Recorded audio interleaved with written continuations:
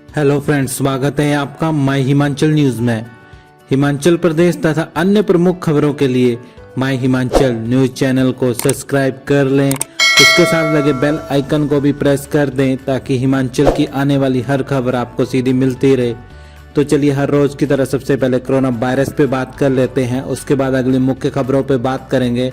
तो बने रहे वीडियो के अंत तक और फ्रेंड्स वीडियो को लाइक भी कर दें। तो चलिए कोरोना वायरस पे बात करते हैं। तो हिमाचल में आज 69 नए केस आए हैं, 164 हुए हैं ठीक। एक्टिव केस हुए हैं 874। हिमाचल में आज कोरोना के 69 मामले सामने आए हैं, वहीं 164 कोरोना पॉजिटिव ठीक हुए हैं। आज 2 लोगों की जान गई है, सोलन व ऊना में एक की जान गई है। ऊना के 86 साल के बुजुर्ग की मेडिकल कॉलेज टांडा में मृत्यु हुई है। बुजुर्ग लोअर कोटलका का निवासी था। हिमाचल में कुल आंकड़ा 56,521 पहुंच गया है। अभी 874 हिमाचल प्रदेश में एक्टिव केस चल रहे हैं। अब तक 54,650 कोरोना पॉजिटिव हिमाचल प्रदेश में ठीक हो चुके हैं। कोरोना डेथ का आंकड़ा हिमाचल प्रदेश में 949 पहुंच गया है। तो किस जिला में कितने नए केस और कितने हुए हैं ठीक, उसके बारे में बात कर लेते हैं। तो हमीरपुर में 18, शिमला में 14, कांगड़ा में 12, सिरमौर में 6, मंडी में 5, चंबा और सोलन में 4, बिलासपुर और किन्नौर में 2, लाहौल स्पीति में ऊना में 1 कोरोना का मामला सामने आया है। कांगड़ा में 55, मंडी में 24, शिमला व ऊना में 19, सिरमौर में 14, हमीरपुर में 12, सोलन में 9 है, बिलासपुर व कुल्लू में 5 और चंबा में हिमाचल प्रदेश में 2 ठीक हुए हैं। हिमाचल प्रदेश सरकार ने अन्य राज्यों के पोल्ट्री उत्पादों पर लगाया है प्रतिबंध। हिमाचल प्रदेश सरकार ने बर्ड फ्लू के डर के बीच अन्य राज्यों से आ रहे सभी पोल्ट्री उत्पादों पर 1 सप्ताह के लिए रोक लगा दी है। एक बयान में यहां मुख्यमंत्री जयराम ठाकुर ने कहा कि पोल्ट्री उत्पादों के जरिए अन्य राज्यों से संक्रमण स्रोत न आ जाएं, इसे सुनिश्चित करने के लिए प्रतिबंध लगाया गया है। वन्य जीव विभाग के अधिकारी ने बताया कि इसी बीच विभिन्न प्रजातियों के 122 प्रवासी पक्षी पोंग बांध झील वन्य जीव अभयारण्य में सोमवार को मृत मिले हैं। इसके साथ ही अब तक 4,357 प्रवासी जल पक्षियों की मौत हो चुकी है। इन पक्षियों की मौत H5N1 की वजह से हो रही है। पिछले सप्ताह कुछ मृत पक्षियों के नमूनों में ये संक्रमण पाया गया था। प्रमुख वन्य जीव वार्डन अर्चना शर्मा ने बताया कि ज्यादातर मृत पक्षियों के कंकाल पहुंच के बाहर दलदल वाले क्षेत्रों में थे, उन्हें बाहर से निकालकर इलाके को साफ कर दिया गया है। मुख्यमंत्री ने बताया कि कोस में 215 अन्य पक्षी राज्य के विभिन्न हिस्सों में मृत पाए गए हैं और सोलन जिला के धर्मपुर में 1000 मृत मुर्गियां फेंकी हुई मिली थी। इनके नमूने जांच के लिए पंजाब के जालंधर की प्रयोगशाला में भेजे गए हैं और कंकाल गहरे गड्ढे में दफनाए गए हैं। हिमाचल में अंतिम ड्राई रन पूरा, 16 जनवरी से टीकाकरण। हिमाचल प्रदेश में कोविड वैक्सीन की तैयारियों को लेकर सोमवार को प्रदेश भर में 700 केंद्रों पर अंतिम ड्राई रन किया गया है। सुबह करीब 10 बजे शुरू हुए ड्राई रन दोपहर 1 बजे तक चला। हर सेंटर में 25-25 लोगों का ट्रायल किया गया। इससे पहले भी 1 और 7 जनवरी को ट्रायल रन हो चुका है। प्रदेश में 16 जनवरी से टीकाकरण शुरू हो जाएगा। पहले चरण में 1.35 लाख स्वास्थ्य कर्मियों को टीका लगेगा। प्रदेश भर में 350 सेंटर बनाए गए हैं। प्रत्येक सेंटर में हर दिन 100 लोगों का टीका लगाया जाएगा। हिमाचल में 16 जनवरी को कोरोना वैक्सीन पहुंच जाएगी। इसको लेकर स्वास्थ्य विभाग ने तैयारियां पूरी कर ली हैं। अभी करनाल से हिमाचल में 1 के लिए वैक्सीन भेजी जानी प्रस्तावित हुई है। 1 वायल में 10 डोज होंगे। एक कर 10 स्वास्थ्य कर्मचारियों को वैक्सीन का टीका लगाया जाएगा। ये वैक्सीन हवाई मार्ग से हिमाचल आएगी ताकि समय रहते वैक्सीन पहुंचाई जा सके। 16 जनवरी को डॉक्टर, नर्स, स्वास्थ्य कर्मचारी वैक्सीनेटर सेंटर में पहुंच जाएंगे। हिमाचल के 350 कोविड वैक्सीन सेंटर में 5000 अधिकारी कर्मचारियों की ड्यूटियां लगाई गई हैं।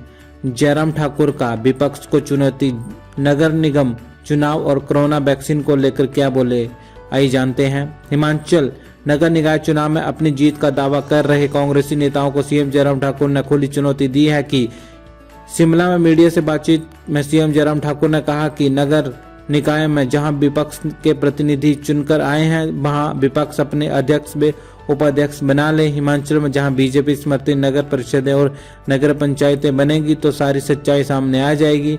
इसमें क्लेम करने वाली कोई बात नहीं है। अध्यक्ष व उपाध्यक्ष के चुनाव के बाद सब तथ्य सामने आ जाएंगे। सीएम जयराम ठाकुर ने दावा किया है कि हिमाचल में शहरी निकाय में 75% के करीब बीजेपी समर्थित उम्मीदवार चुनकर आए हैं।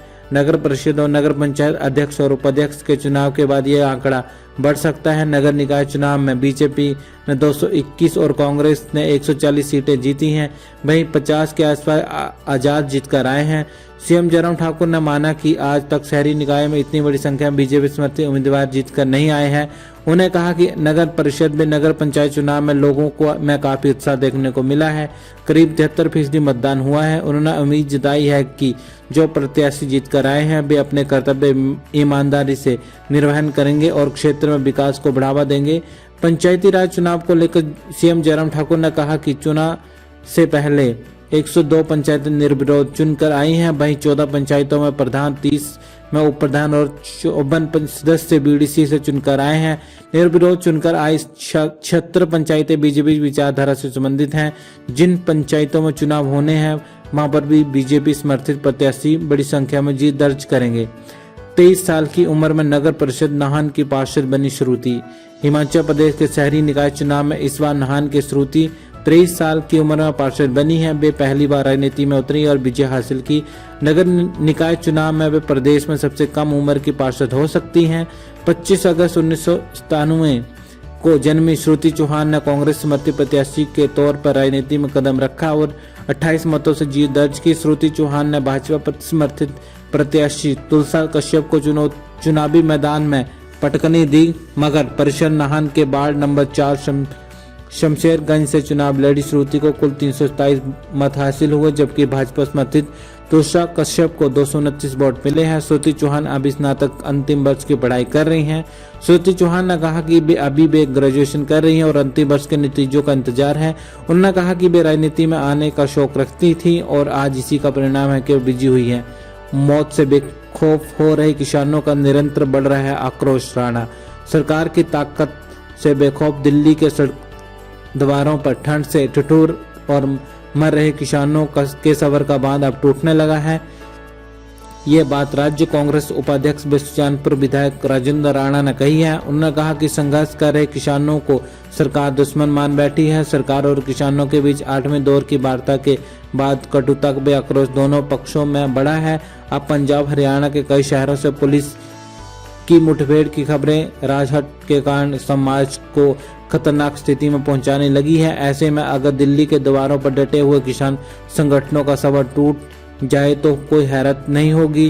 उन्होंने कहा कि सबसे खतरनाक स्थिति ये है कि अगर किसानों के सबर का बांध टूटता है तो देश के दंगों की खतरनाक स्थिति बन सकती है, जिसकी सीधी जिम्मेदारी व जवाबदेही बीजेपी सरकार की होगी। सरकार की किसानों के आंदोलन को लेकर घोर अपेक्षा संघर्ष कर रहे किसानों के आक्रोश को उकसा रही है। सरकार को इस स्थिति की गंभीरता को समझना होगा। जिस तरह हरियाणा के मुख्यमंत्री मनोहर लाल खट्टर के गांव में आयोजित महापंचायत के जलसे को किसानों के आक्रोश ने ध्वस्त किया और उन्होंने जलसा स्थगित करना पड़ा।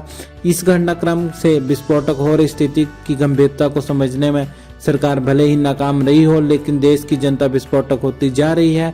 इस स्थिति से दहशत में है। करनाल में किसानों के नाम पर जो कुछ घटा है वे भी किसी से छुपा नहीं है।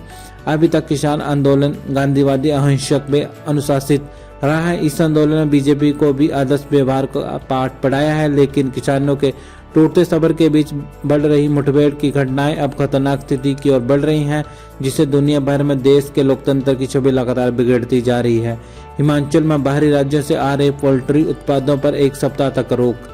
हिमाचल प्रदेश के कांगड़ा जिले में पोंग बांध में बर्ड फ्लू फैलाने की वजह से प्रदेश में बाहरी राज्यों से आ रहे पोल्ट्री उत्पादों पर 1 सप्ताह के लिए रोक लगा दी गई है।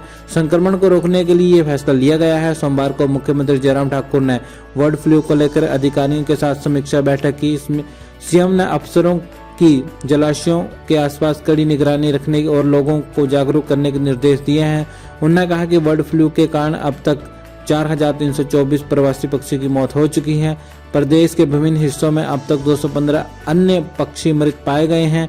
इन पक्षियों को प्रोटोकॉल के अनुसार दफनाया जा रहा है। सीएम ने कहा कि पशुपालन और वन्य प्राणी विभाग के 65 प्रक्रिया दल पोंग डैम और आसपास के क्षेत्रों की निगरानी कर रहे हैं। पशुपालन विभाग ने पोल्ट्री नमूने आरडीएल जालंधर को भेजे हैं। सोलन जिला के उपमंडल धर्मपुर में 1000 मृत मुर्गियां फेंकी हुई पाई गई थी। इन्हें गहरे गड्ढे में दबा दिया गया है। इस क्षेत्र को प्रोटोकॉल के अनुसार सैनिटाइज किया गया है। तो फ्रेंड्स, वीडियो को लाइक कर दीजिएगा, चैनल को सब्सक्राइब कर दीजिएगा, उसके साथ लगे बेल आइकन को भी दबा दीजिएगा। जय हिंद, जय भारत।